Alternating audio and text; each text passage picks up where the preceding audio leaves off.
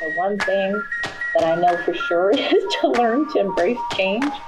Life's a roller coaster. Put your hands up, enjoy the ride, and I would say for all the DMOs, embrace change, because the next 5 years in our industry, I think that's all we're going to see is change rapidly and back to back. You guys, I have been working on something for the last 6 months that has been such a giant project, but I'm so proud of it. I'm excited to announce that I've just released my book. It's called Touchpoints, and it's the Destination Marketer's Guide to Brand Evaluation and Enhancement. And it is a comprehensive guide for destinations to look at their brand, evaluate what you've done, and make a very clear and detailed plan of action of how to fix it. And look, I'm biased, right? Because I wrote it, but I think it's so good. I think it's a great guide, and I'm really, really happy with how it turned out. And I wanted to tell you guys about it. It's available on Amazon. Search Touchpoints by Adam Stoker, and you'll be able to get that book for your destination. And I think it's going to be, especially for anyone that is trying to look at their brand holistically, this is the book for you. So check it out.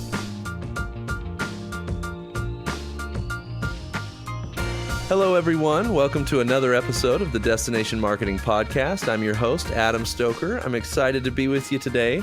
We've got a great guest who has crossed some paths with me in the past. It'll be kind of fun to talk about. But her name is Jessica McClellan, and she is in Mesquite, Texas. Jessica, how are you doing today? I'm doing wonderful. How are you? Doing great, doing great. So you're in Mesquite, Texas. Remind us what your role is down there. I head up the Mesquite Convention and Visitor Bureau. Perfect. All right. Well, we're excited to have you today. Before we get too far into, who you are, what you do, and some of the strategic things we want to talk about today, let's just break the ice with your dream destination. If you could go anywhere in the world, where would it be? China. I have always wanted to visit China. China. What tell me why China is at the top of the list. At the state of Utah, we had some great fam groups coming from China, and the more they told me about it, the more I thought, I need to go there. And there's so much to see and so many different cultures within China. I think it'd be a wonderful experience. So that's definitely on my list. That and Scotland. Great. Well, okay, let's talk China first, and then I'm going to ask you about Scotland. Tell me maybe a couple of the attractions that you're looking forward to visiting when you go to China. Actually, the people, it's not so much the attractions as I'd like to go to different villages and actually get to know people. That's really more my style. And then Scotland, I'm actually going to Scotland in August for about 15 days. Okay, so you're checking it off the bucket list. Yep. That's great. They have a McClellan castle, so I'm going to go visit the McClellan castle and march in a tattoo and wear kilts and the whole 9 yards. So it should be a lot of fun. Wow. And so this is your specific family heritage then, coming from Scotland? It is, yeah. Oh, how cool. How cool. So the McClellan castle, can't sleep there, or are you going to go sleep where your relatives slept? We're going to go sleep in an Airbnb like everybody else. So. Well, that's good. It's probably a little uncomfortable at this point in the McClellan Castle to try to sleep there. But so tell me what your expectations are going into a trip like Scotland and visiting, your family castle. So we have McClellans from around the world all coming together. It's an international organization. And so all these different McClellans will come together and we're all visiting there. So we're going to meet someone from their national archives that will talk to us about our genealogy. We're going to go to ancient ancestral homes. The castle is currently under renovation by the government, obviously. It's no longer privately owned. So really, it should just be a lot of fun. Spend a lot of time eating in pubs and hanging out with locals. And so for 15 days, I get to be in Scotland. So it should be a lot of fun.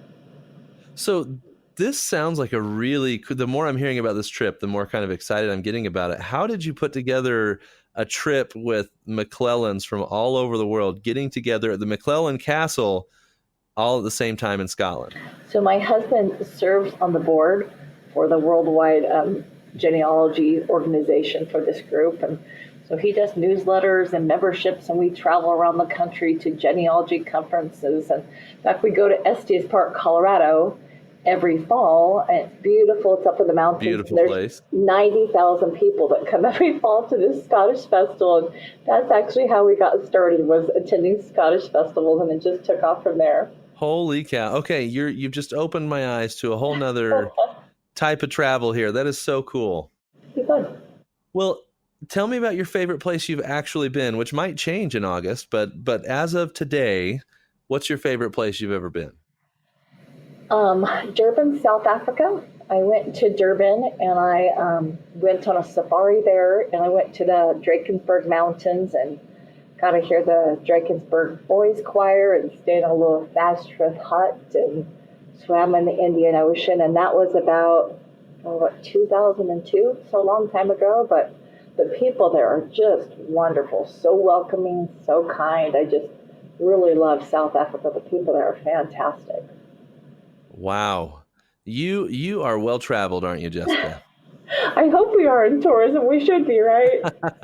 That's right. But I feel like you've got some really cool things on your bucket list, and it feels like you've checked some really cool things off your bucket list. South Africa sounds amazing. I've been very lucky.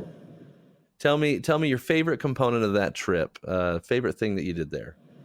I really loved, one time we went to church there with some individuals, and I just love, everyone standing up and clapping, and it's loud and kind of crazy, and I thought that was a lot of fun. And then we had a potluck afterwards where all the local congregation brought different food, and it was just great. That and going to their open air market, when they have just piles of spices on every table, and you go through and people just buy, there's hundreds of kind of spices, and there's goat heads hanging in the market. It's not like anything you'd ever see in Salt Lake. Wow. Okay, so the food was good if a potluck was your favorite part of a trip to South Africa. It actually was really good. I ate in a restaurant at the top of this building that rotated kind of like this Space Needle, and you look out over the Indian Ocean, but I actually had more fun at the potluck. That is so cool. Well, it's clear that people are a big part of your travel and your experiences. I might circle back to that point a little bit later in our conversation about Mesquite. Correct. Tell me a little bit about your background. Obviously, you were here in Utah at one point in time, and so tell me a little bit about what led you to Mesquite, Texas. So I grew up in Washington State. Went to college in Utah. Graduated from the University of Utah. That's okay. That's all right. You must be a BYU grad.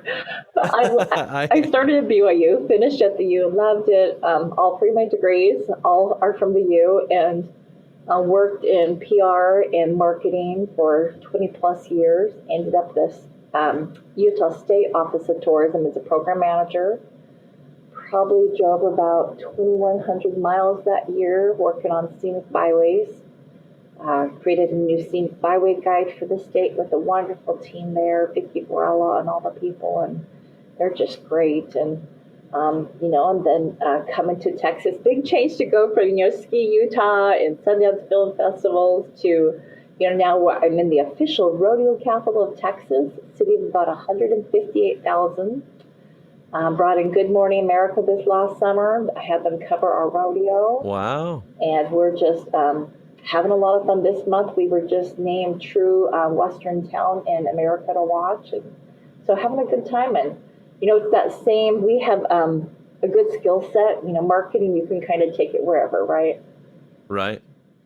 Well, that's great. I want to go back to, okay, you were in the Utah Office of Tourism. I'm thinking big team, lots of resources, lots of Utah-centric projects to work on.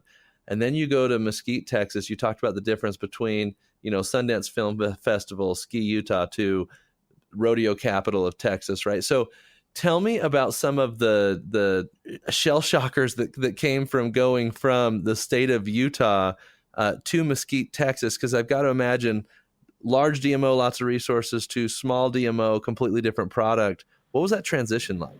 The hardest thing probably is not having as much product to sell. That's been really hard. But because you had the whole state here, right? It's a little different. The plus though is the amount of autonomy that I have. We can pivot and make changes on a dime. So like when Good Morning America, when that got scheduled, we had 9 days to put together a private rodeo just for them in the middle of the day on a weekday. And I can make a couple of phone calls and get so many things done. And if I have a problem, I'm actually a city department. If I have a problem with code enforcement, I can make a call, it gets done.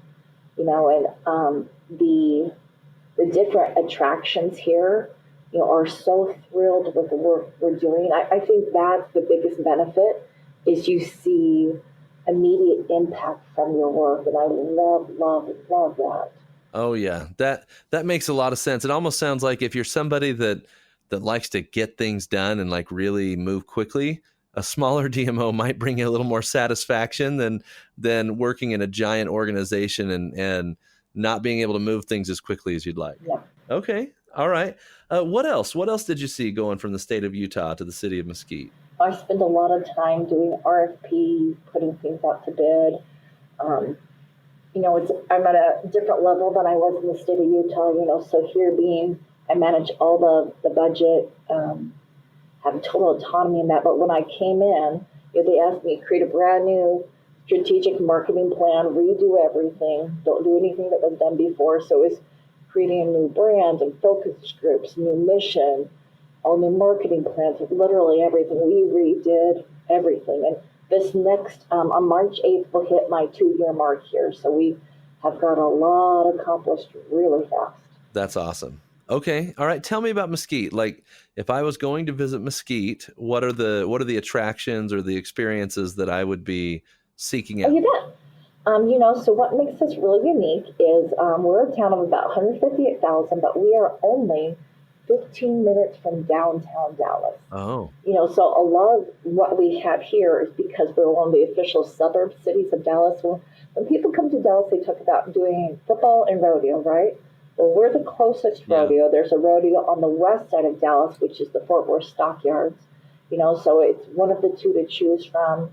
Here in town of Mesquite, we have 70 beautiful parks. And we've got zip lining. We have a mall that's kind of a regional mall. It sees about 18 million visitors a year to our mall. Wow. And the rodeo is not just the rodeo, it's an arena.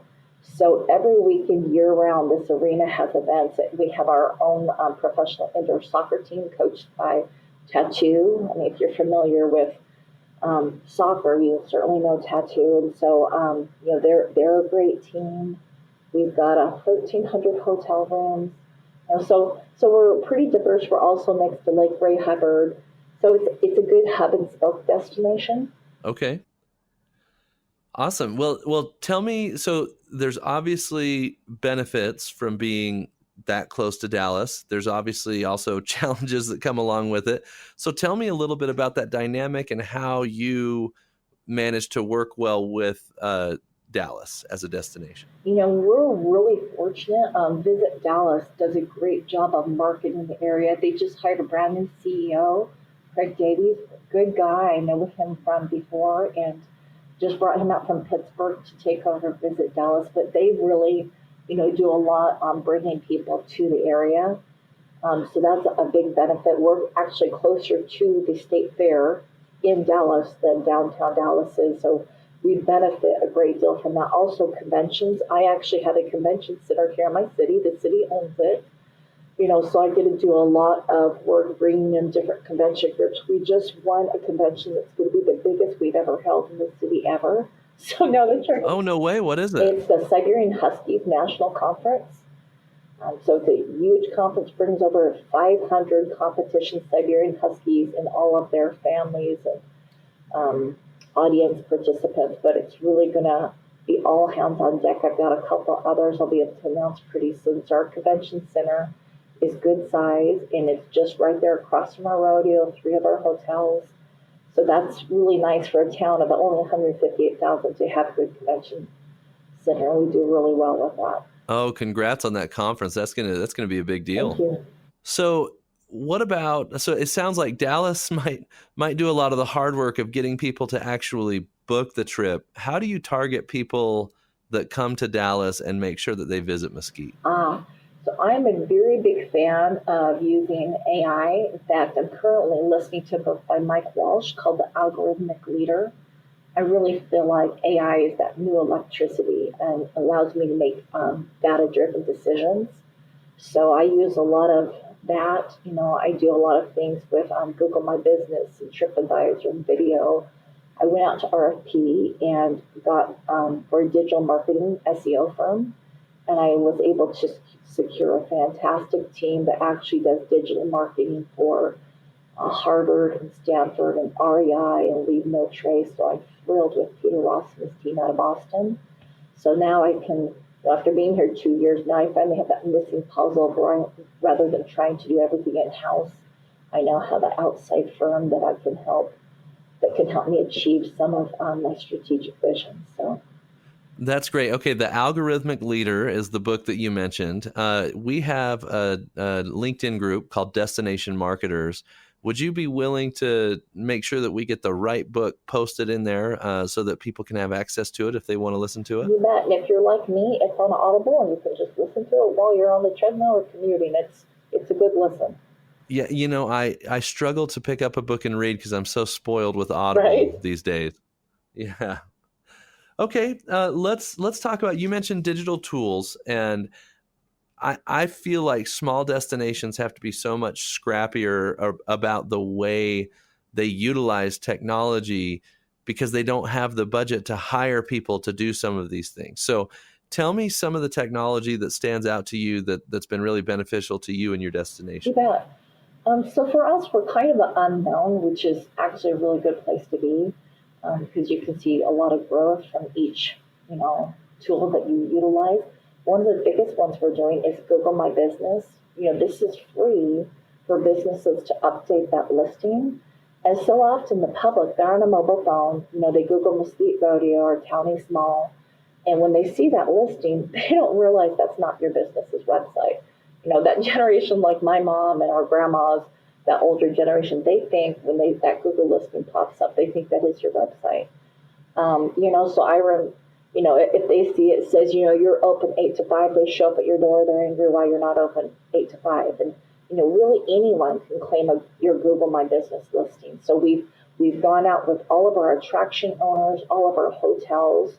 We actually hired a company. We created virtual tours for 26 different businesses here in our city. So we've done it for parks, the mall, the attractions, the hotels, and those virtual tours we've then posted on their Google My Business pages. And we've trained them how to manage their listing, how to update it, how to respond to reviews, give out free prizes, how do you manage that?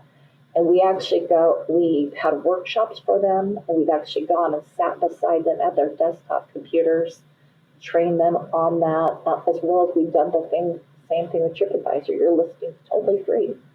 And then we train them on, 3 to 5 times a week. We want you putting up photos, so when we write blogs and content and have photos, we share that with them and we say, please put this on your Google My Business posting, please put it on your TripAdvisor. With TripAdvisor, we have a campaign with them.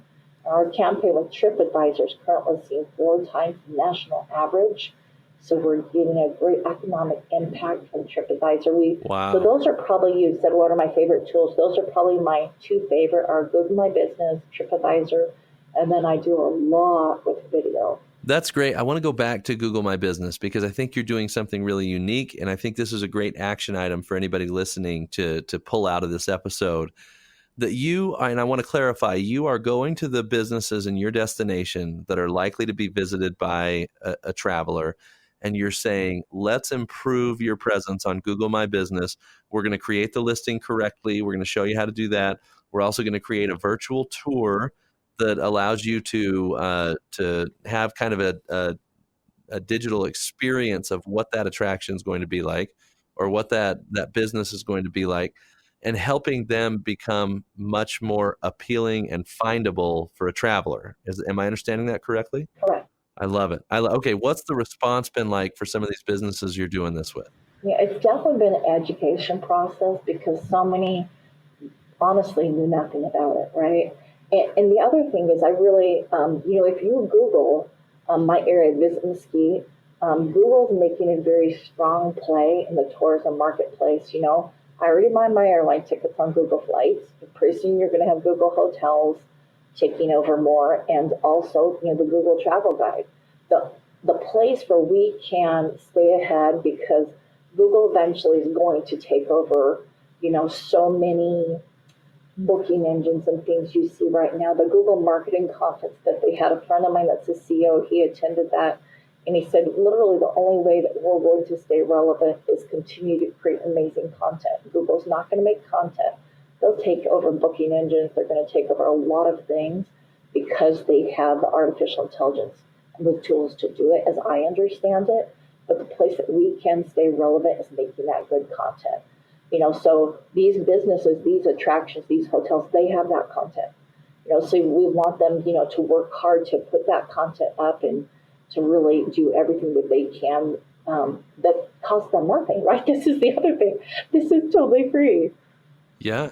Yeah. What kind of response are you getting from these businesses that you're helping? Are they seeing an increase in travelers to their business? Yeah, we've seen such a giant jump, and we've seen ones that, now are having 4-star ratings, which that's huge. And with TripAdvisor, I mean, they'll call me and they're amazed. They're like, we've never seen this. I've been able to bring up the average daily room rate in my city, $11, through our efforts. To get an ADR to go up $11 is kind of unheard of.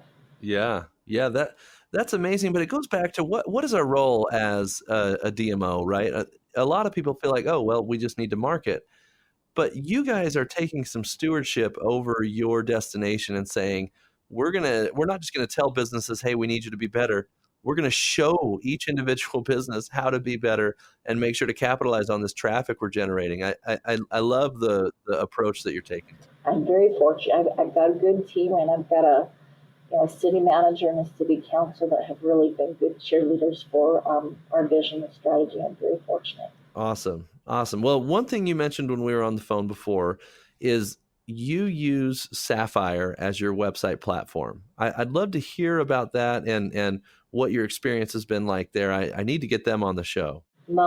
Definitely call Aaron. No, I love Sapphire. They're wonderful. I went and spoke at their conference in Portland a couple of months ago. On the website they won for us, we actually just won an award for the top new website in all the states. That means beating out Visit Dallas, Visit Houston, ones that have a budget, 20 times larger than ours. Yeah. Sapphire is very user-friendly, very intuitive. And our website that we had, we basically had to start from scratch, because when I started it needed a lot of work. So we did that. We're really happy with it. So happy that other city departments, our city art center that handles theaters, plays, community bands, symphonies, now is also having a Sapphire website. Our downtown that just has $7 million of improvement going on currently now has a Sapphire website. We're reaching out to our attractions.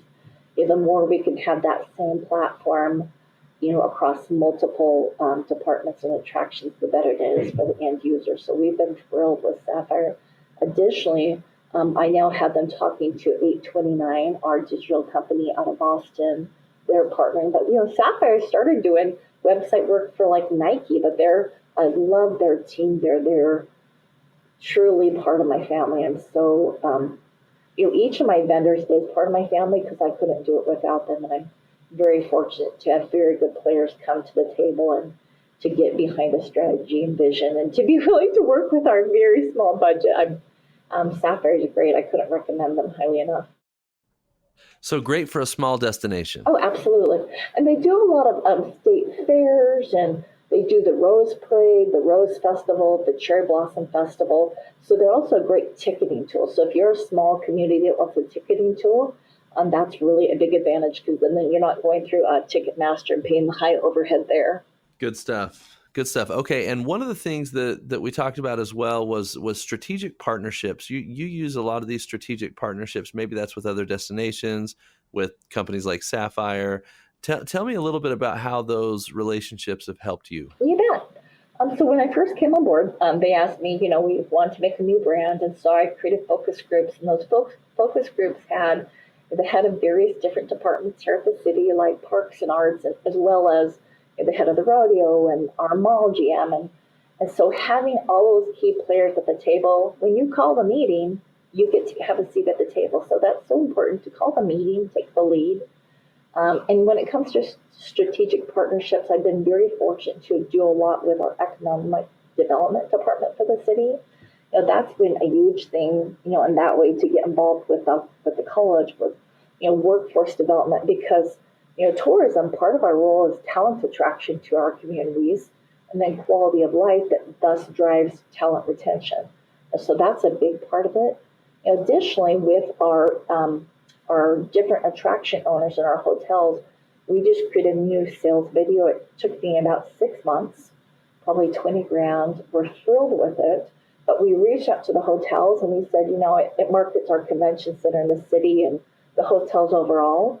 Had a meeting with the Hilton. The Hilton was so happy with our new sales video. The Hilton, while I was on the call with them, uploaded it to their Hilton YouTube channel. Oh, you're kidding. So when you can get people, when they're sharing your vision, because you're listening to them, you're collaborating, you're saying, what do you think? Tell me how to do my job better for you. I'm employed by Hot Tax. I work for you. Tell me how to work better for you. And then they've been fantastic at collaborating with us. The thing that surprised me most in Texas is the CVBs, the Convention and Visitor Bureaus here. They really collaborate more than they compete. I've been very surprised and thrilled to see that. Yeah, what a great culture to have. And I got to ask you something funny from what you just said. How long did it take you to go from calling it the TRT tax to the hot tax? Because it just flew off the tongue so easy for you. Our industry has more algorithms than anyone I've ever seen, but it did take a little while. And it's also applied differently here. So it's been a learning process. I used to be a planning commissioner in Lehigh City. And even the terms there, we are different here, but there's always a learning process. Yeah, I feel like there needs to be some master glossary of acronyms for the tourism industry, because every state calls it something different. Every tax is structured differently because of the legislation. It's just hilarious to kind of see all the different ways. You could learn tourism in one state and then feel completely out of the loop when you go to another state and hear the way they're talking about it. It takes some time to get there. Agreed. Well, okay. You said something that just kind of blew my mind, because as destination marketers, we all have so much on our plate. We all have like this list of tasks that you could work 24 hours a day and never get through. And yet you mentioned that you spend half your day on strategic thinking and vision for your destination. And my first question is, how do you do it? And my second question is, what results have you seen from using your time that way? I'm very, very lucky to have, a great team, great manager, great, city council to work for. But just like you, when you get like 100 plus emails a day, sometimes we get caught putting out fires. So this is very personal. But for me, the way I address that is I really go back to my strategic plan, the vision, the brand pillars, and the overall objectives that, took months to create and get buy-in. So the way I do that, is anytime those emails come in, kind of going, oh, okay, does this request, does this ask, does it match, our strategic plan? Does it match those brand pillars? Are we being asked to do something that isn't in our vision, right? So that you can stay strategic and on that vision of what you're trying to do, the bigger goals. So for me, if you want to go down to the minutia of it, I actually have spreadsheets, and I have a spreadsheet of my priorities. And so when something comes in, like a new task, which is constant, I put it onto the spreadsheet, and then I rate it in a column to the left. And then every day I sort that. And I come in each morning and I go to that where it has the strategic priorities, and then it has tasks, and it's sorted every day. So that I'm constantly focusing on that which is the most important, rather than trying to spend my time in the weeds, and I've even done it for my staff, like for my sales team or my marketing expert, to work with them. Okay, here's the highest priority I need you to work on. For that priority, if sales is the top priority, here are the 10 tasks that fall under that, so that each day, they have these spreadsheets and they use them on Google Docs, so that we as a team, and we meet each Monday and each Friday, to go over, okay, here are my priorities, here are what I'm working on each of those. Because otherwise you find, well, this is my highest priority and I'm never getting it done. And I really feel like my job here is strategic planning, it is visioning, it is mentoring. I feel like that's my job, and then to go about for my staff so that they can focus on their jobs and to give them the resources and the support to do what they do. I've got a great team, and my job is to lead that team and to stay strategic in that leadership. Yeah, I love that you do that. How do you know what to delegate and what to keep on your spreadsheet? There's some things I hold really close to the vest, like the video development of our sales video and the other 8 videos we created. Another one would be like 829, working with our digital partner about all the different digital campaigns. We have a drip marketing campaign that launches in 2 weeks to like 5,000 meeting planners. So those there's certain ones that I hold really close to the vest because the strategic visioning is such a part of every conversation. So those all with myself.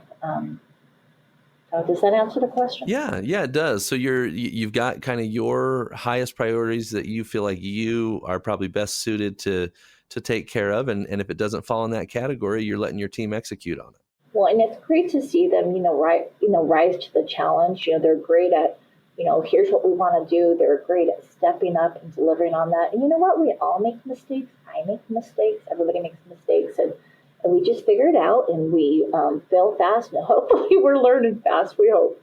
Yeah. Well, the making mistakes is a critical part of learning, right? And so I love that you let your team make mistakes. I think a lot of us as leaders, and I'm not even just talking destination marketers at this point, I'm just talking leadership in general.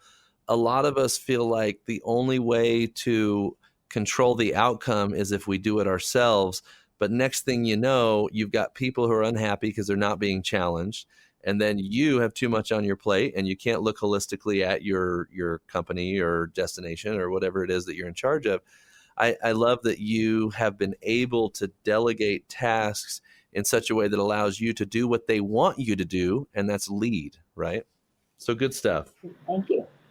Is there anything, Jessica, that I haven't asked you that you feel like would really benefit our listeners to hear? We've talked about kind of the full gamut of things today, but I'd love to make sure that we get all the points that you feel like other destination marketers could take away from your experience. I don't know that I'm any smarter than anybody else, but I turned 50 this year, and I will tell you the one thing that I know for sure is to learn to embrace change.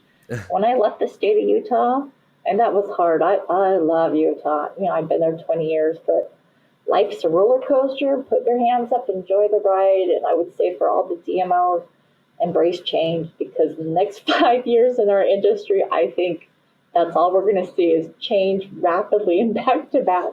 I think you're right. And I think that's a more profound statement than even you, as you say it, think it is, because willingness to adapt is such a critical thing to have in this industry, because you're right. New technologies come out all the time, new opportunities, and our role as destination marketers is ever changing. And I think a great example of that is going back to how you're helping the local businesses do things that in most people's eyes is, hey, that's their problem. They got to fix that. And you're in there helping them set up their Google My Business listing. Change, you're adapting to change. And I think that's great advice for any marketer, and especially destination marketers. Well, and Adam, thank you for your mentoring with REALEC and all you do for the community. You're a good leader and a good example of how you run your business. So I appreciate all you do. Well, thank you, Jessica. That's nice of you to say. And you know what? With that kind of praise, maybe we just need to have you on twice a week and talk to us and say nice things to us. Well, Jessica, this has been great. Thanks a lot for your time today. My pleasure. Have a great one. Thanks, everybody. This has been another episode of the Destination Marketing Podcast. We're going to put a link to that book that we mentioned today. Oh man, Jessica, help me. The leader's algorithm, the algorithmic leader. Mike Walsh, the algorithmic leader. Mike Walsh, the algorithmic leader. We're going to put that link in the Destination Marketers LinkedIn group for you. And thanks everybody for listening. We'll talk to you next week.